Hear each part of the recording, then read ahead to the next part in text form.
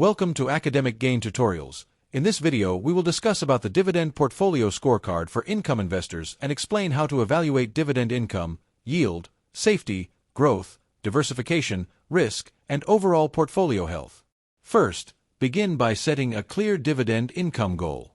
Decide how much monthly or annual income you want your portfolio to generate. For example, a goal of $300 per month equals $3,600 per year. A specific target makes it easier to measure your progress and determine whether your current portfolio is producing enough income. Next, calculate the dividend income you currently receive from all your investments. Add together the annual dividends from every stock, fund, or other income-producing holding in your portfolio. In the example shown, the portfolio currently generates $2,400 per year. Comparing this amount with the annual target helps reveal the remaining income gap. After that, measure the portfolio's dividend yield.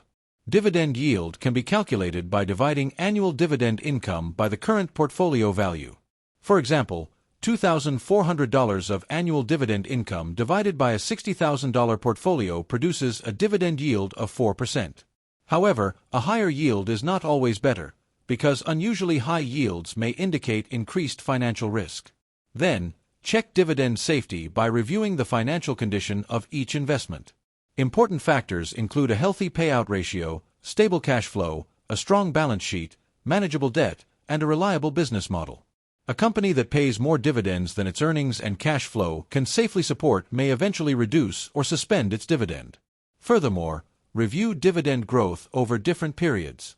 Examine whether your holdings have increased their dividend payments consistently over 1 year, 3 years, and 5 years. Regular dividend growth can help income keep pace with inflation and increase future portfolio cash flow without requiring the investor to purchase additional shares. Meanwhile, score the diversification of your portfolio. Check whether your investments are spread across different sectors rather than concentrated in one company or industry. The example portfolio allocates 20% each to utilities, consumer staples, healthcare, financial companies, and real estate investment trusts.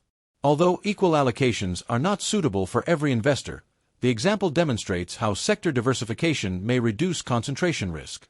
Next, monitor major warning signs that could weaken the portfolio. These may include dividend cuts, declining earnings, rising debt, unstable cash flow, or stocks trading at excessively high valuations. Identifying these risk flags early can help investors review weak holdings before they create a larger problem for portfolio income. After evaluating each category, combine the results into a complete portfolio scorecard. In this example, income receives 8 out of 10, yield receives 7 out of 10, safety receives 9 out of 10, growth receives 7 out of 10, diversification receives 8 out of 10, and risk control receives 8 out of 10. Together, these categories produce an overall score of 47 out of 60. This score does not automatically mean that the portfolio is good or bad. Instead, it provides a structured way to identify strengths and weaknesses. For example, the portfolio may have strong dividend safety but still need improvement in income growth or current yield. The investor can then focus on the lowest scoring areas rather than making unnecessary changes to the entire portfolio. In the example scorecard, the investor's income goal is $300 per month, while the current annual dividend income is $2,400. The total portfolio value is $60,000. The calculated dividend yield is 4%, and the overall portfolio score is 47 out of 60. Because the current income remains below the target, the investor may need to increase contributions, reinvest dividends, improve dividend growth, or allow the portfolio more time to develop. Additionally, income investors should focus on investment quality before chasing yield. They should diversify across sectors, reinvest dividends when appropriate, review the portfolio quarterly, and maintain a long-term perspective.